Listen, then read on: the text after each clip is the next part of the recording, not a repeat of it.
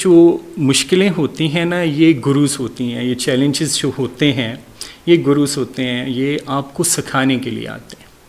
آپ نے اپنی زندگی میں جتنا بڑا چیلنج ایکسیپٹ کیا، آج آپ اتنے بڑے انسان ہیں۔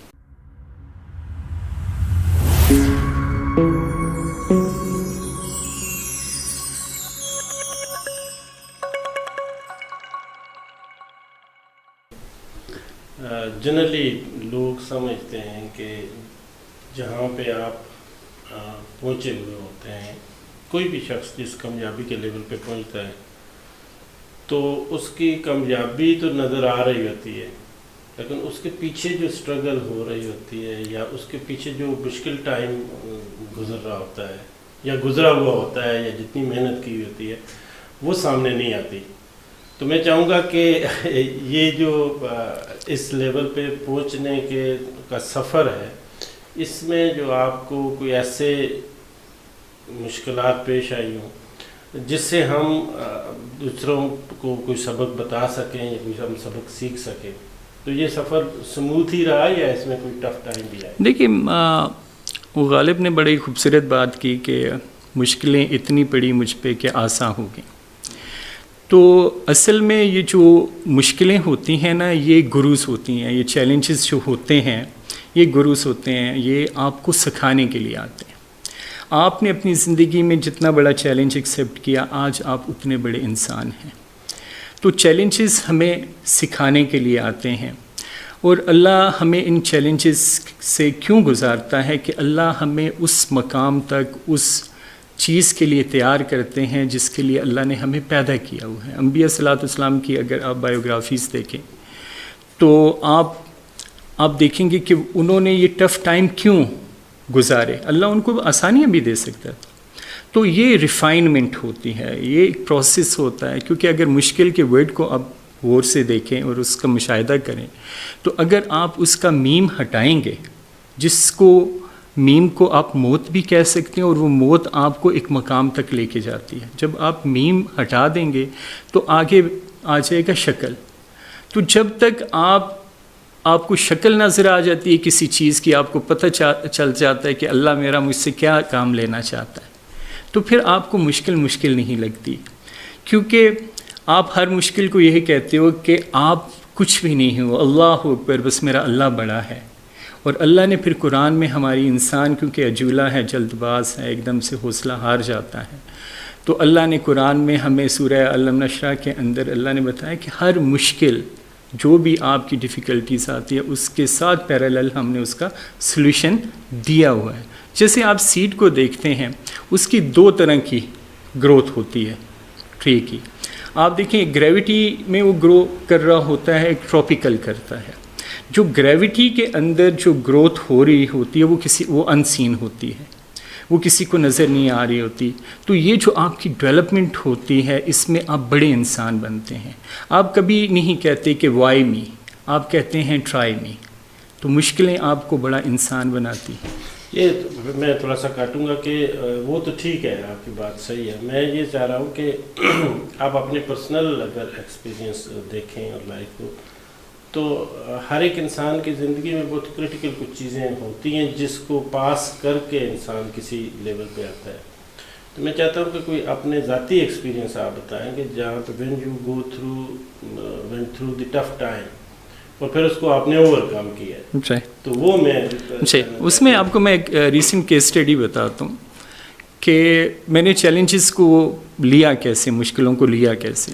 ریسنٹلی ایک انسیڈنٹ ہوا فیملی میں کہ میرے بھائی کسی وجہ سے اریسٹ ہو گئے۔ اب وہ اریسٹ ہو گئے تو میں نے جب ان کو حوالات میں دیکھا تو میں گھر واپس آیا تو میں سو نہیں سکتا تھا، مجھے بڑی تکلیف ہوتی تھی کہ مجھ سے نیند نہیں آ رہی۔ تو اب میں اس چیز کو اپنے اس جو وریز جو ہیں اس کو میں کیسے پروڈکٹیو لائن پہ شفٹ کروں۔ تو اللہ نے اتنا فضل کیا کہ میں نے جو 22 دن میرے بھائی کی جو پریزن میں تھے، میں نے 22 دنوں میں اللہ کے فضل سے 6 کتابیں لکھی، کہ جو رات کو میں جاگ رہا ہوتا تھا تو میں نے اپنا وہ لکھنا پروڈکٹیولی اس کو کیا۔ چیلنجز جو بھی زندگی میں آئے، دیکھیں آپ جن لوگوں سے محبت کرتے ہیں وہ چلے جاتے ہیں، آپ کے پیرنٹس ہوتے ہیں، آپ کا بیٹر ہاف ہوتا ہے، آپ کی میری وائف کی ڈیتھ ہوگی 2016 میں، تو میں نے دیکھا کہ یہ بڑا مشکل کام ہے. تو میں نے دیکھا کہ میرے پاس سہارا کیا ہے. تو میں نے دیکھا میرے پاس سہارا جو ہے وہ قرآن ہے، اور والدہ بھی ہیں. تو میں قرآن سیشن میں قرآن کی تفسیر کرتا تھا، تو وہ میں نے کہا یہ اس سے کیتھارسس بھی ہو جائے گا اور میں اپنے آپ کو بزی کر لوں گا. وہ اللہ کا کیا کرنا کہ وہ مجھے قرآن سیشن والوں نے نکال دیا. مجھے سمجھ نہیں آئی کہ یار یہ کیا ہو گیا. تو نکالا کس وجہ سے ہے. تو میں نے اس کو بڑا پازیٹیو لیا. میں نے کہا یار یہ اب نکالا ہے نا، تو اس کا مطلب یہ ہے کہ مجھے اب کوئی میرے اندر کوئی کمی ہے ایسی چیز کی، تو مجھے اس کو ڈیولپ کرنا چاہیے. تو پھر اللہ نے مجھے ایک بہت اچھی اسائنمنٹ دی کہ میں نے قرآن کی تفسیر لکھنا شروع کر دی. اس کے حوالے سے میں نے ایک ڈریم بھی دیکھا تھا کہ ڈریم میں مجھے یہ حکم ہوا تھا کہ آپ قرآن کی تفسیر لکھیں.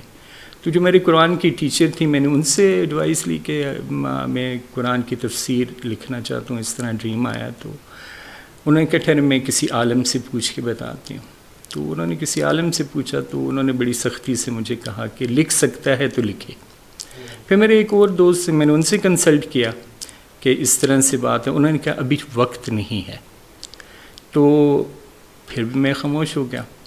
پھر کچھ عرصے بعد پھر دوبارہ میری دوست سے بات ہوئی، تو انہوں نے کہا کہ اب آپ کی باتوں میں وہ ٹھہراؤ ہے.